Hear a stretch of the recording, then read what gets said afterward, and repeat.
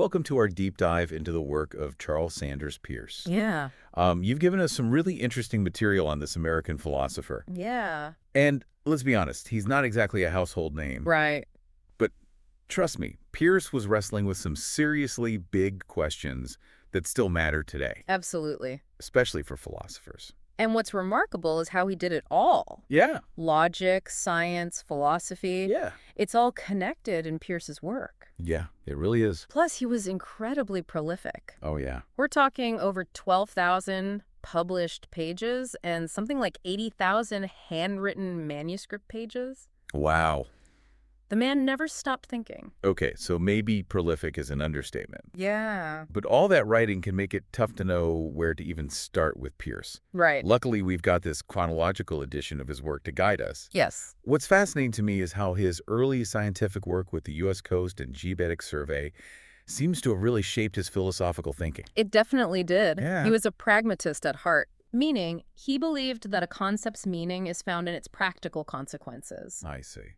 So it makes sense that his hands-on scientific work would influence his ideas about how we come to know things. So it's not just about abstract theorizing for Peirce. No. He's grounding his philosophy in real-world experience. Exactly. Okay. And you can see that in his ideas about deduction, induction, and abduction. Okay. 3 different ways of reasoning that are at the heart of his philosophy, and as you'll see, are particularly relevant to philosophers grappling with complex issues. Okay, let's break those down. Okay. We all know deduction. Right? It's that classic Sherlock Holmes logic where you start with general principles and deduce specific conclusions. Right. Yeah. It's about drawing logically certain inferences. Okay. Think of it like this. If all philosophers love logic, Okay. and you are a philosopher, Uh-huh. then you must love logic. Okay. That's deduction. Right. What about induction? Induction is about generalizing from experience. So let's say you meet 10 philosophers who all love logic. Right. You might start to think, maybe all philosophers love logic. Right. It's a probable inference Okay. based on your observations, Uh-huh. but not a guaranteed truth. So deduction is about certainty. Yes. Induction is about probability. Right. And then Peirce throws in this third type of reasoning that he basically invented. Mm-hmm. Abduction. Right. What's that all about? Abduction is where the real creative spark comes in. Oh. It's about generating those aha moments of insight that drive philosophical inquiry. I like it. You observe something unexpected. Yeah. And you try to come up with a hypothesis to explain it. Can you give us an example that a philosopher might relate to?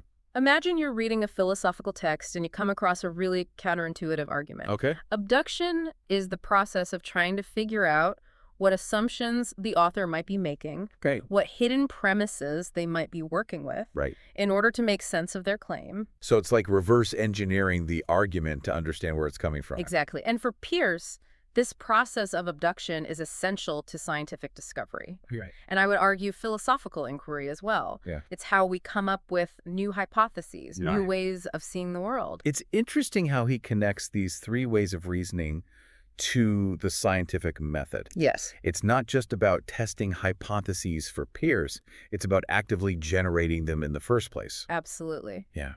He saw the scientific method as a continuous cycle of abduction, deduction, and induction. Okay. You observe something surprising, Uh-huh. you come up with a hypothesis to explain it, abduction. Right. You deduce what else would be true if that hypothesis were correct, deduction. Okay. And then you test it through further observation and experimentation, induction. And this whole process is driven by a desire to fix belief, Yes. as Peirce put it. Right. He wasn't content with just accepting things on faith or tradition. He wanted to find solid ground for our beliefs.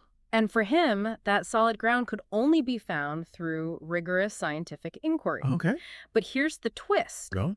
Peirce was also a fallibilist. The fallibilist. He believed that all knowledge is provisional, Okay. always open to revision as we gather more evidence. So, even though he was a champion of the scientific method, Yes. he also recognized its limitations. Exactly. You're never going to have the absolute final answer to everything. That's right. Yeah. And this is where his idea of Theism comes in. Tychism. It's the idea that chance Okay. or spontaneity Oh, plays a fundamental role in the universe. okay. Something I think any philosopher wrestling with the nature of reality has to grapple with. Yeah, for sure. Peirce wasn't afraid to challenge that deterministic worldview Right. that was prevalent in his time Right. and suggest that the universe is a bit wilder Okay. and more unpredictable than we might like to think. So he's not saying it's complete chaos, but rather that there's an element of chance, Right. of spontaneity Yes. that's woven into the fabric of reality. Exactly. And he saw this randomness as a source of creativity and evolution, Interesting. both in the physical world Yeah.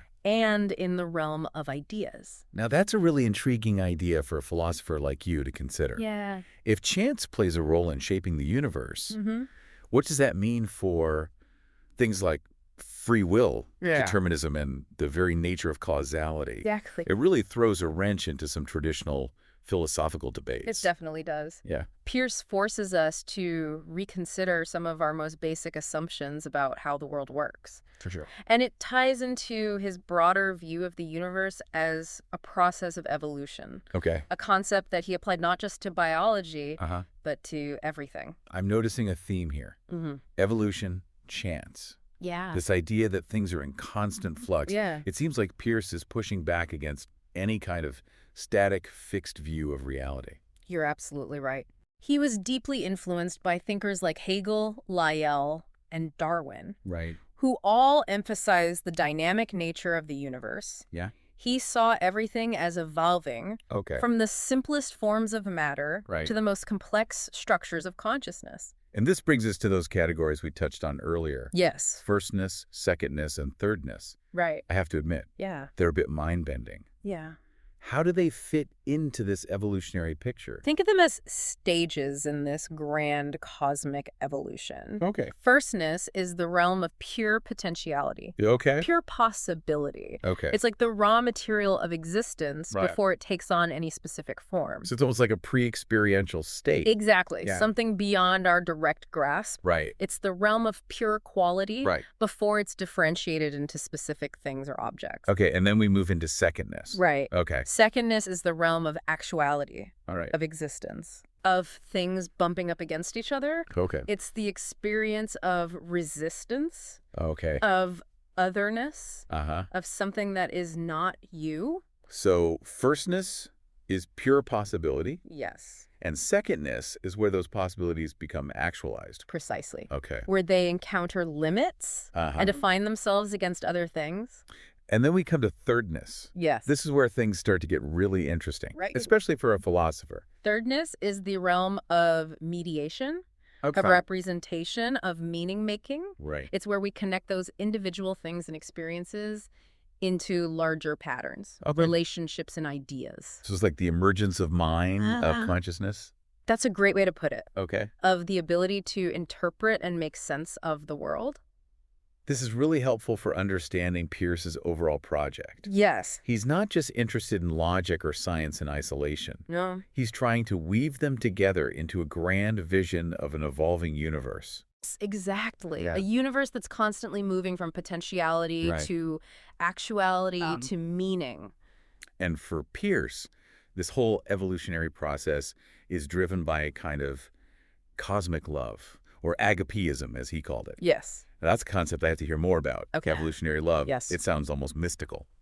It does have a certain poetic quality to it, doesn't it? Yeah. But Peirce was very serious about this idea. Okay. He saw love as a fundamental force in the universe, Okay. driving it towards greater unity, Mhm. complexity, and meaning. So he's not talking about romantic love, obviously. Right. It's more like a creative force that connects things, Yes. that draws them together into ever-evolving wholes. That's a great way to understand it. Okay. It's the force that drives the universe towards greater harmony and interconnectedness, Right. even amidst all the chance and chaos. It's a really profound idea, Yeah. and one that I think speaks to something deep within us. Yeah. This longing for connection, Yeah. for meaning, Yeah. for something that transcends the purely material world. Absolutely. Yeah. And for Peirce, that longing itself is part of the evolutionary process. Okay. It's what drives us to seek knowledge, Uh-huh. to create art, Right. to build communities. Right. It's what makes us human. Now, this might be a bit of a leap, Okay. but I'm wondering, how all of this connects to Peirce's ideas about logic and inquiry. We've Oh! talked about deduction, induction, and abduction, Right. but is there something deeper going on here? There definitely is. Okay. Peirce saw logic not just as a set of formal rules, Right. but as a way of understanding how we make sense of the world, Yeah. how we navigate this universe of signs and meanings. Right. His theory of signs, or semiotic, as he called it. Yes. We touched on it briefly earlier, but maybe we can unpack that a bit more. Sir. For a philosopher like you, who's interested in the nature of language, Mm-hmm. meaning, and representation. Absolutely. For Peirce, a sign is anything that stands for something else. Yeah. It could be a word, a symbol, a gesture, Right. even a natural phenomenon like smoke signifying fire. I see.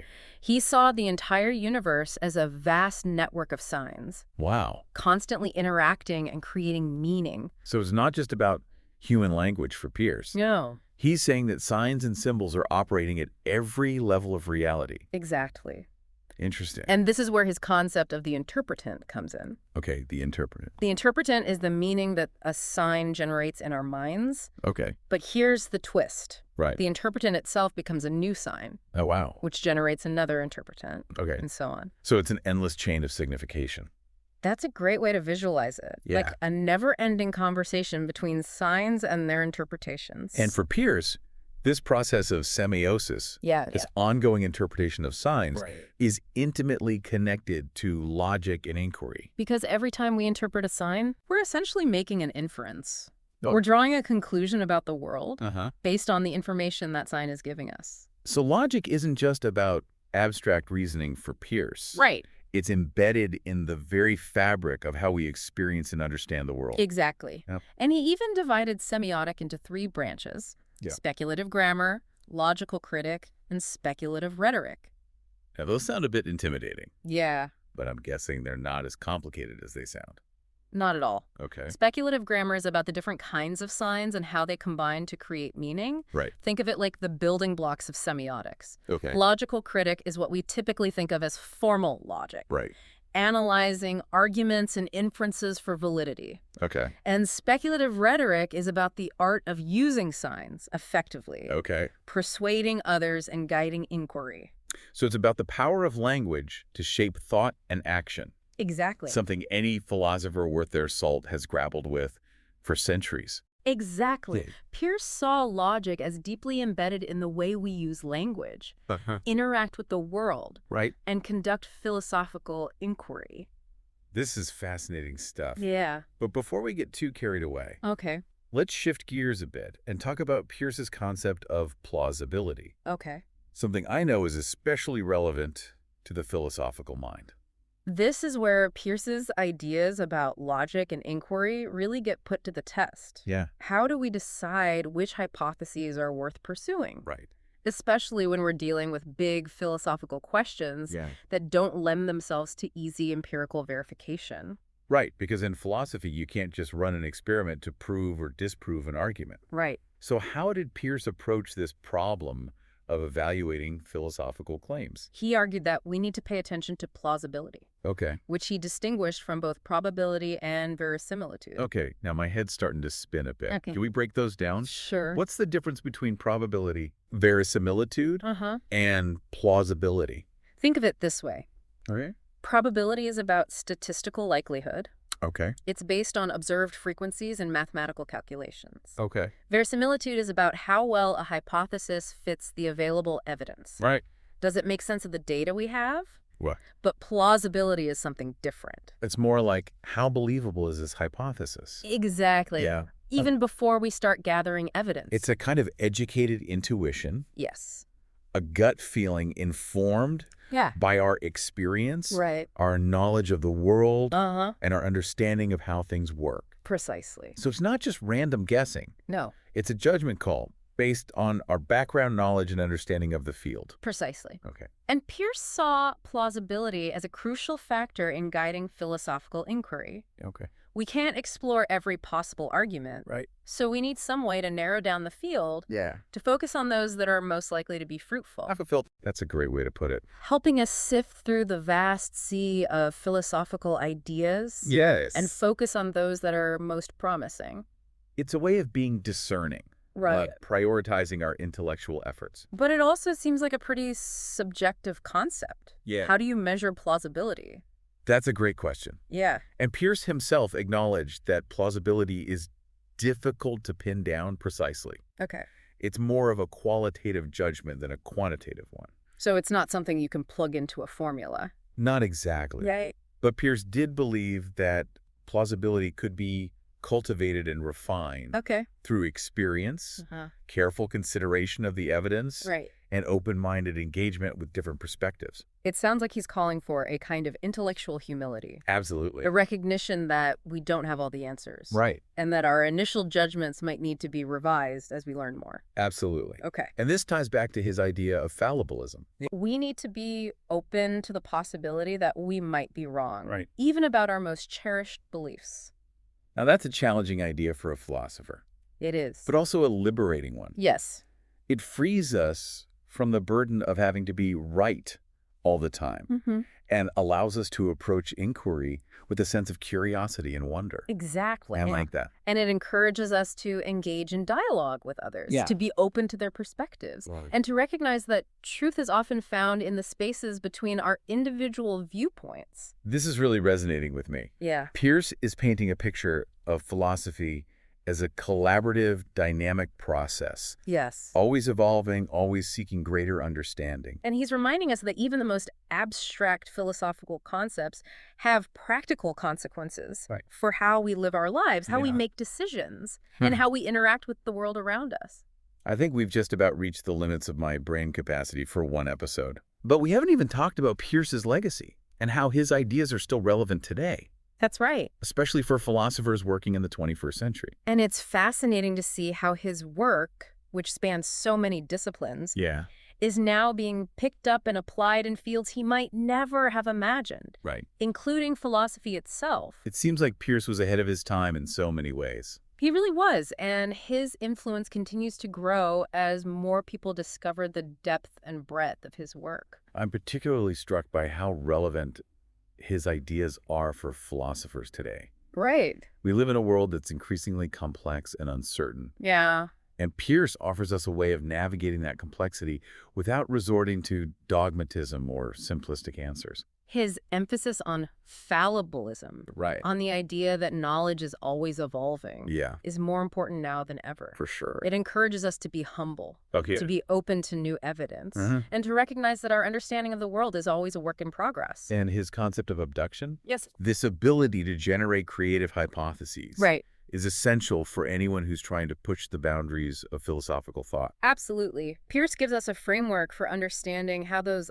aha moments of insight happen Right. and how they can lead to new discoveries and deeper understandings. Yeah. He reminds us that philosophy is not just about analyzing arguments. Okay. It's about actively engaging with the world, Yeah. asking new questions, Right. and seeking creative solutions to complex problems. And he doesn't shy away from the big questions either. No, he doesn't. The nature of reality, the role of chance, Right. the evolution of consciousness.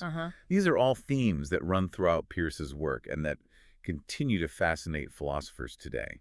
It's also worth noting that Peirce's influence extends beyond philosophy. Okay. His ideas are being used in fields as diverse as artificial intelligence, Wow. cognitive science, semiotics, Yeah. and even literary theory. Interesting. His concept of the sign, for example, Right. has had a profound impact on how we understand language, Yeah. communication, and the construction of meaning.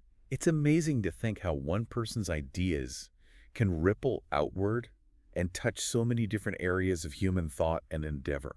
It speaks to the power of original thinking Right. and the importance of interdisciplinary inquiry. And it's a reminder that philosophy is not an isolated discipline. It's not. It's connected to everything. Exactly. Peirce saw philosophy as deeply intertwined with science, logic, mathematics, Yeah. and even aesthetics. Interesting. He believed that all of these fields contribute to our understanding of the universe and our place within it.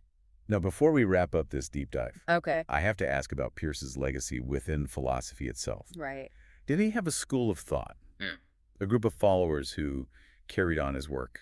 While Peirce wasn't as successful at building a dedicated school of thought Okay. in the way that some other philosophers were, Right. his influence can be seen in the work of many prominent thinkers, John Dewey, for example, Okay. one of the founders of pragmatism, All right. was heavily influenced by Peirce's ideas. So even though Peirce might not have had a formal school of thought bearing his name, Right. his ideas were clearly circulating and shaping the development of American philosophy. They certainly were, and his work continues to be rediscovered and reinterpreted by contemporary philosophers Yeah. who find in his writings a rich source of insights and inspiration. So as we come to the end of our exploration of Charles Sanders Peirce, Okay. what's the one big takeaway you hope our listeners, Yeah. especially those drawn to philosophy, will Right. carry with them? I think it's the importance of embracing intellectual curiosity, Okay. of being willing to challenge assumptions, Yeah. and of seeing the world as a dynamic and interconnected web of signs and meanings. Right. Peirce reminds us that philosophy is not about finding definitive answers, Uh-huh. but about asking the right questions, Okay. seeking out new perspectives, and embracing the adventure of intellectual discovery. Beautifully put. Thank you. And as we navigate the complexities of the 21st century, Yeah, those are qualities we need more than ever. absolutely. Peirce offers us a way of thinking that's both rigorous and imaginative, Yes. grounded in experience, yet open to the unknown. He invites us to become, in a sense, philosophical detectives, I like that. following the trails of signs and logic wherever they may lead, Yeah. always open to the possibility of surprise and the joy of discovery. And who knows, maybe along the way we'll even experience a few of those aha moments that Peirce called abduction. Right. Those flashes of insight that illuminate the world in new and unexpected ways. I hope so, because those are the moments that make philosophy and Yeah. life itself Right. so rewarding. Well said. Thanks for joining us on this deep dive into the fascinating world of Charles Sanders Peirce. I had a pleasure. Until next time, keep those philosophical gears turning.